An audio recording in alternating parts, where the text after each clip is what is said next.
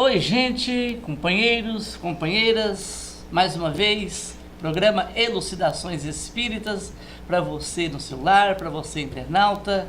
Hoje, dando sequência, um tema As Três Revelações. Nós falamos com Silvio Divino de Oliveira sobre a primeira revelação. Ele falou que foi Moisés que trouxe a primeira revelação. Hoje nós vamos falar da segunda revelação que nós recebemos do plano espiritual, Silvio Divino, que você já viu da semana passada, ele é frequentador, expositor espírita do Centro Espírita Joana d'Arc, ex-diretor da Aliança Municipal Espírita de Uberlândia, é um estudioso, um expositor espírita. As três grandes revelações, Moisés trouxe a primeira, e agora nós vamos estar falando da segunda e da terceira.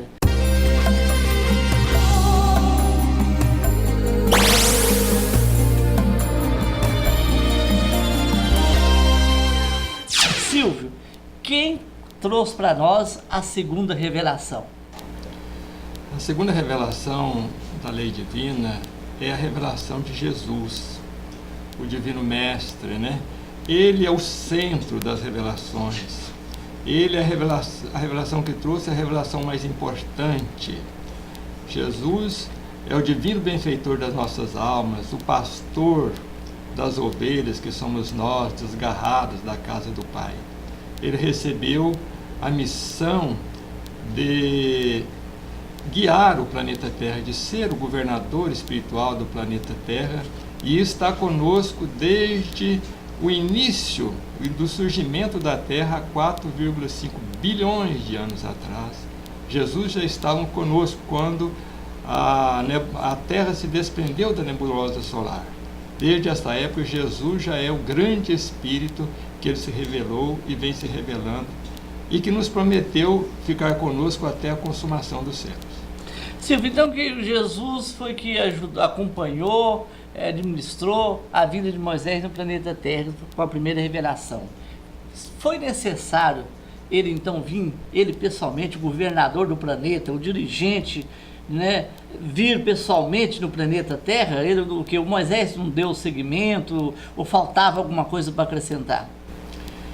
Aí está um grande exemplo, Sem dúvida havia muita coisa a acrescentar, mas a grande lição que a gente tem a tirar disso é que Jesus poderia ter mandado emissários, poderia ter mandado terceiros, Mas ele fez questão de vir pessoalmente, ao nosso acanhado ambiente de vida, que é da reencarnação no planeta Terra. Ele que era um espírito elevadíssimo, que vive nas esferas resplendentes, Um espírito que pode dizer assim: eu e o Pai somos um.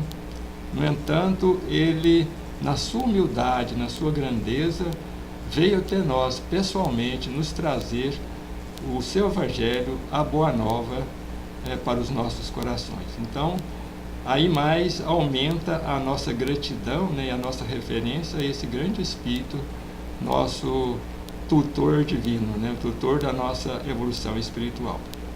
E você fala que o Moisés foi um grande médium. E Jesus, então, também foi um super médium, então, porque ele curou, ele andou sobre o mar, ele curou leprosos, ele fez cego ver, surdo ouvir. A mediunidade dele está acima do que o Moisés, da mediunidade de Moisés? Sem dúvida, Jesus é um espírito muito mais superior ainda do que Moisés, E a sua vinda a esse planeta foi permeada por fenômenos mediúnicos. A começar que os profetas hebreus previram a sua vinda entre nós há 6 a 7 séculos antes, principalmente Isaías, falou da vinda do Divino Mestre, dizendo de tudo que aconteceu, inclusive da tragédia da cruz que acabou acontecendo. Já 600, 700 anos atrás, isso era previsto, era um fenômeno mediúnico de premonição. Depois, quando foi da vinda de Jesus, Zacarias se faz clarividente de uma hora para outra e vê ao seu lado um alto emissário divino que dá o nome de Gabriel, E esse enviado divino fala-lhe do nascimento do seu filho, João Batista, que seria o precursor do Cristo. Esse mesmo enviado divino também aparece a personalidade sublimada de Maria Santíssima, que também se faz clarividente, e ele a saúda e diz a ela da sua missão, né, que estava reservada a ela, de ser mãe de Jesus, o Redentor da humanidade.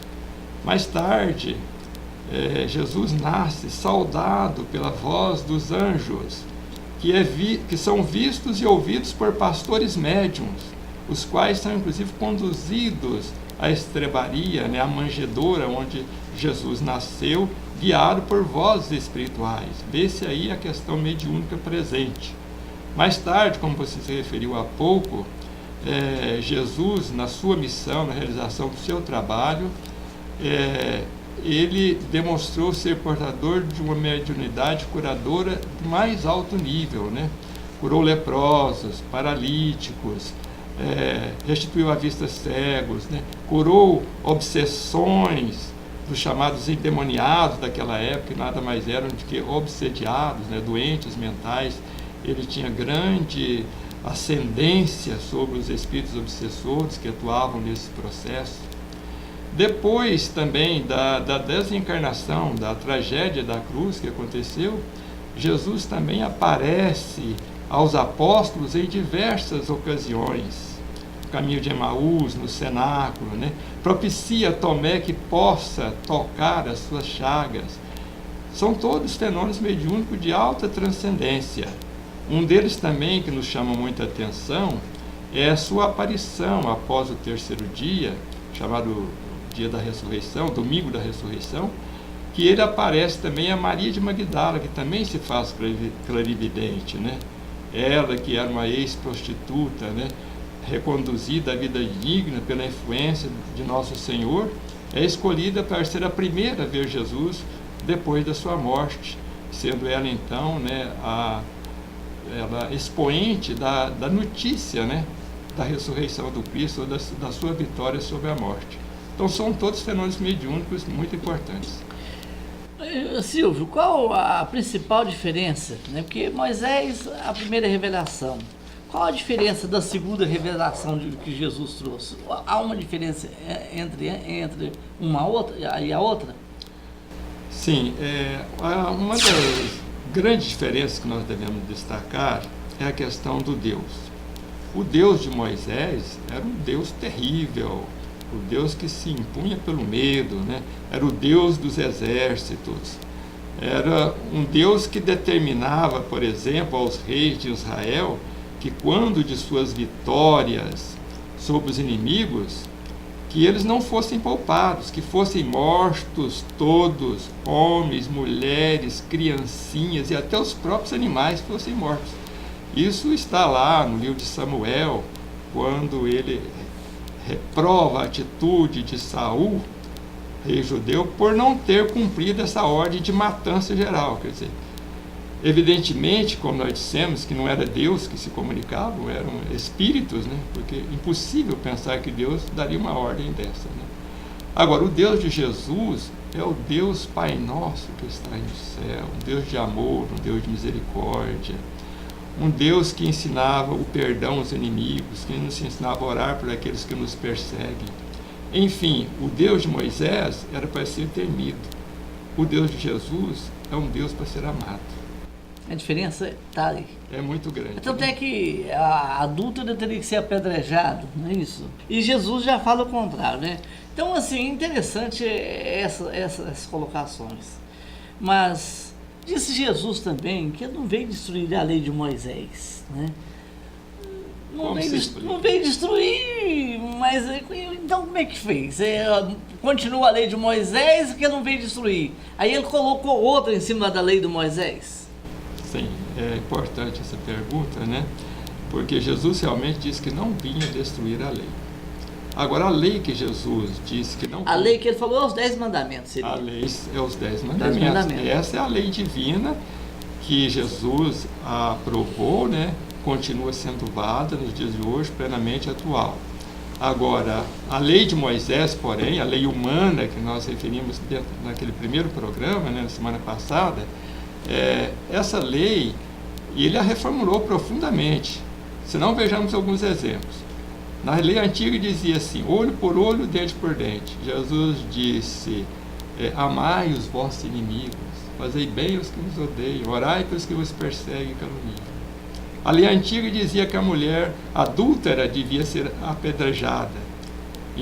E uma coisa interessante que era a mulher, o homem adulto não precisava ser apedrejado. Mas Jesus, o que Jesus disse? Atire a primeira pedra aquele que estiver sem pecado. Outro fato importante é que a lei de Moisés dizia que Deus deveria ser adorado no templo de Jerusalém. Jesus, porém, disse que Deus deveria ser adorado em espírito e verdade no coração de todos. Em qualquer lugar. Em qualquer lugar, né? Outro fato importante que nós gostamos de destacar é que a lei antiga proibia o intercâmbio com o mundo espiritual, lá no Deuteronômio, que é um dos livros de Moisés. Jesus, porém, reformulou essa lei quando ele pessoalmente, junto com os 3 discípulos, Pedro, Tiago e João, no Monte Tabor, se transfigurou diante deles e fez com que aparecessem os espíritos de Moisés e Elias, plenamente materializados. E com eles conversou diante dos apóstolos espantados com o fenômeno mediúnico. Então tem que eles queriam até fazer um lugar para eles dormir. Queria fazer uma tenda para cada um, né? Não estavam entendendo a transcendência do fenômeno, né? Enfim, Jesus, ele resumiu a lei antiga em 2 pontos. Amar a Deus sobre todas as coisas e ao próximo como a nós mesmos. Esses 2 mandamentos resumem toda a lei e os profetas. Então aí a gente percebe que a lei que Jesus disse que não vinha destruir é a lei de amor, a lei dos 10 mandamentos. Tá certo. Agora vamos falar sobre as pessoas que estão em casa nos acompanhando, e eu quero sempre estar reforçando e reforço mais uma vez para as pessoas ajudar a Clínica Jesus de Nazaré. Você pode fazer sua doação. Olha, nós precisamos de tudo. A clínica que cuida de doentes, de pessoas com transtornos mentais, de idosos da terceira idade, precisa de tudo. Arroz, feijão, fralda, lençóis, toalha. Olha, precisamos de muita doação. Os custos são muito altos e você pode ser um doador. Faça uma visita, vá pessoalmente conhecer, seja um voluntário nosso, seja um parceiro para ajudar aquelas pessoas que estão ali sendo atendidas. Você pode marcar uma visita pelo telefone 3235-3129, 3234-8712. E também envie e-mail, letra C de Cristo, J de Jesus, N de Nazaré, .mg@terra.com.br. Estamos te aguardando, hein? Você precisa ser nosso voluntário da Clínica Jesus de Nazaré.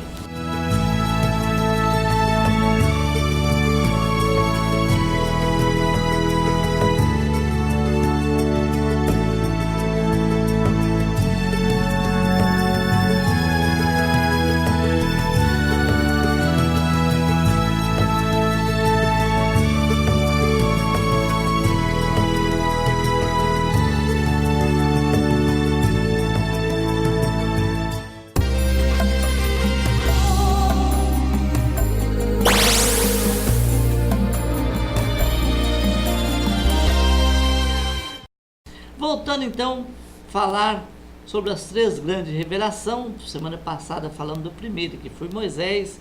Hoje nós estamos falando da segunda, né? E vamos falar também da terceira, com Silvio Divino de Oliveira, né? E nós já fizemos algumas perguntas, dando sequência à pergunta, nós queremos perguntar ao Silvio. Silvio, Jesus falou, exemplificou, pregou para as pessoas, ele deixou uma religião? Jesus não foi um fundador de uma religião, certo? Ele não fundou uma religião, né? A religião como nós entendemos, uma religião que tenha corpo sacerdotal, que tenha paramentos, que tenham rituais, que tenham templos de pedra, que estipule pagamentos por serviços religiosos. Nesse sentido, Jesus não fundou nenhuma religião. Ele não... A gente pode procurar nos evangelhos que não há nenhuma instrução de Jesus nesse sentido. Nunca mandou os discípulos construir esse ou aquele templo em tal e qual lugar. Então, de forma que Jesus foi o iniciador no mundo da religião do amor, do sentimento. O seu discípulo, o seu apóstolo, né, que trabalhou de perto com ele, Tiago, compreendeu bem a missão de Jesus quando ele diz que a religião pura e imaculada é aquela que se resume em visitar as viúvas e guardar-se da corrupção do mundo. O que quis dizer o apóstolo Tiago na sua epístola com essas palavras? Ele quis dizer que a essência de toda religião é a prática da caridade e levar uma vida digna, né? Então, o seu ensinamento, o ensinamento de Jesus, destina-se a todos os homens, né? De todas as religiões, de todas as culturas, de todas as épocas. Então, o ensinamento de Jesus se destina ao coração das criaturas. Ele não fundou uma religião nesse sentido como nós normalmente entendemos. Quer dizer que ninguém pode dizer que tem uma patente da religião que Jesus deixou, né? Não, porque se fosse assim, né, nunca vão se entender, porque hoje existem inúmeras denominações religiosas oriundas do cristianismo, né? Qual que Jesus fundou delas, né? Uns querem que seja a sua, outros querem que seja a minha, mas na verdade Jesus é o fundador da religião do amor, da caridade, certo? Nós precisamos entender isso para deixarmos de vez de cultivar sectarismo religioso, que grandes prejuízos tem trazido para a humanidade, que tem fomentado inclusive guerras. Parece que alguns momentos lá os discípulos perguntaram para ele quem deles era o melhor, né? Um ciumento deles lá, quem de nós é o melhor? Aí ele respondeu, né? É o que serve. Quem quiser ser o maior, seja o servidor de todos, né? É o que é o melhor entre vocês. Interessante. Silvio, qual foi a causa da incompreensão do judaísmo que acabou ressaltando no drama do Calvário, da crucificação de Jesus? Por que foi que inveja? O que é? Foi medo dele tomar o reino, tomar o poder? Foi tudo isso aí? É muito interessante essa pergunta, porque a causa da incompreensão do judaísmo, ela vem de um entendimento errôneo que os seus compatriotas, né, os judeus, ao qual foi prometido a vinda de Jesus. Jesus renasceu no seio daquele povo e foi previsto pelos profetas o seu nascimento ali. Isaías falou disso, embora Isaías tenha falado que Jesus acabaria sendo sacrificado, mas os judeus, né, no seu orgulho, sempre foi uma civilização muito orgulhosa, eles esperavam um Salvador que viesse chefiar os seus exércitos para expulsar o romano dominador, porque na época de Jesus a Palestina era dominada pelo Império Romano. Cobrava imposto demais. Cobrava imposto demais, né? Não valorizava a religião deles, né? Tinha um modo de vida totalmente diferente. Então eles esperavam um salvador assim, um salvador guerreiro que viesse transformar o seu pequeno país numa potência militar, que pudesse impor inclusive a sua religião, que era o monoteísmo, né, cultivado, vamos dizer assim, com muito sacrifício ao longo do século, no meio daqueles povos todos politeístas. Então eles esperavam um salvador assim. Mas Jesus, né, Jesus nasceu numa manjedoura, era filho de um carpinteiro, era visto trabalhando ou conversando com os pescadores humildes nas margens do Tiberíades. Muitas vezes foi visto na companhia de publicanos que eram considerados pessoas de má vida, ou na companhia de mulheres também chamadas de vida duvidosa naquela época. Ele nunca deu muita atenção à cúpula de Jerusalém dos doutores. E além disso, ele criticou, né, asperamente a hipocrisia dos fariseus e dos escribas. Então, isso foi o cúmulo, né? Devido a isso, os seus contemporâneos não puderam entender a sua missão e entronizaram a tragédia da cruz com a aquiescência do romano dominador, na pessoa, sobretudo, de Pôncio Pilatos, que lavou as mãos na hora da... Eles ficaram com medo de perder o poder também, né? Poderia ser, mas eu acho que mais, sobretudo, eles não podiam, viam Jesus como um impostor, né? Porque eles esperavam uma pessoa guerreiro, né? Agora Jesus vinha naquela humildade, andava descalço pelas estradas da Galileia, as estradas poerentas da Galileia, né? Então, frustrou totalmente o seu orgulho racial de ter uma liderança para chefiar os seus exércitos sobretudo contra o romano dominador. Ô Silvio, a prática do cristianismo primitivo permaneceu ao longo dos séculos, tal como Jesus ensinou, ou você acha que houve muita mudança? Porque a gente vê grandes igrejas aí cheias de ouro, de pedras preciosas, não mudou o foco do que Jesus pregou? Sem dúvida. Infelizmente, essa situação do cristianismo nascente, né, da pureza primitiva, essa pureza não permaneceu. Ela permaneceu durante 3 séculos. Foram os 3 séculos em que houve as perseguições, em que os cristãos foram perseguidos, morreram no circo romano, foram presos, açoitados, entregues aos leões. Nesses 3 séculos, a pureza do cristianismo permaneceu. Mas tão logo, no ano de 313, quando o imperador romano chamado Constantino concedeu liberdade aos cristãos para professar a sua crença e publicou um documento chamado o Edito de Milão, conforme alguns entendem, a partir daí começou as deturpações do cristianismo. Logo depois, o cristianismo foi elevado à condição de religião do Estado. Aí uniu-se à política nefasta dos homens, que continua até os dias de hoje. E daí para frente, as deturpações foram inúmeras, né? Chegamos, como você disse, a construir os templos suntuosos, mas pior do que isso, nós fizemos as guerras santas em nome de Jesus. Instituímos o chamado Tribunal da Santa Inquisição, que fez milhares de vítimas, né, na Idade Média ali. Essas perseguições da Santa Inquisição, elas praticamente se igualam à perseguição dos Césares romanos. Trocaram as palavras, fora da igreja na salvação, em vez de colocar fora do amor numa salvação. Trocaram muita coisa, né, Silvio? Infelizmente, né, os homens desviaram o sentido real do cristianismo, né, deturparam o verdadeiro sentido do cristianismo. Você acha que Jesus deixou de falar mais? Ele não tinha tempo para falar tudo que devia falar para nós, deixou que o tempo, as pessoas amadurecessem mais para falar mais outras coisas, ou ele falou tudo que tinha que falar na época, ô Silvio? Não, nós temos certeza que Jesus não pôde falar tudo naquela época, né?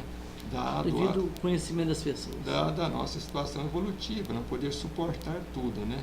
Muita coisa ele disse assim, por simbolismos, né? Reservando um perfeito entendimento nisso para o futuro, né? E prevendo, né? Inclusive essas adulterações que aconteceram, Jesus, isso está registrado no Evangelho de João, no capítulo 14, a partir do versículo 15, ele nos prometeu um outro Consolador. Eu vos enviarei um outro Consolador que ficará eternamente convosco. E nós vamos falar depois sobre isso aí. Né? Vamos deixar para o próximo programa, porque é muita coisa para falar e para vocês que estão em casa nos acompanhar e aprender. Nós estamos aqui aprendendo aqui, porque aqui que fala para hoje nessas entrevistas, na segunda entrevista, é um estudioso da doutrina espírita com muito conhecimento, que vem clarear as nossas mentes e ajudar, né, a gente a entender tudo que Jesus falou e Moisés falou também. Jesus há mais de 2000 anos e Moisés bem antes de Jesus, né? Agora vamos para a terceira revelação, que eu, antes de não dar tempo, nós estamos com o tempo estourado, vai ser para o 3º programa, e eu quero fazer um convite. Adquirir o Livro dos Espíritos, adquirir o Evangelho segundo o Espiritismo. Você que tem criança, tem adolescente em casa, por favor, compra, vai nas livrarias espíritas, compra o livro infanto-juvenil para as crianças lerem, compreender. Olha, o homem precisa melhorar, só melhora o homem orientando e educando as nossas crianças. Você, papai e mamãe, por favor, procure uma casa espírita mais próxima do seu bairro e leve suas crianças para a evangelização. Não basta apenas ser pai, é preciso participar, é preciso orientar. Criança orientada hoje será homem de bem amanhã. Olha, Silvio, mais uma vez te agradecemos e você retorna no próximo programa. Gente, fique com Deus, um forte abraço e até a próxima semana.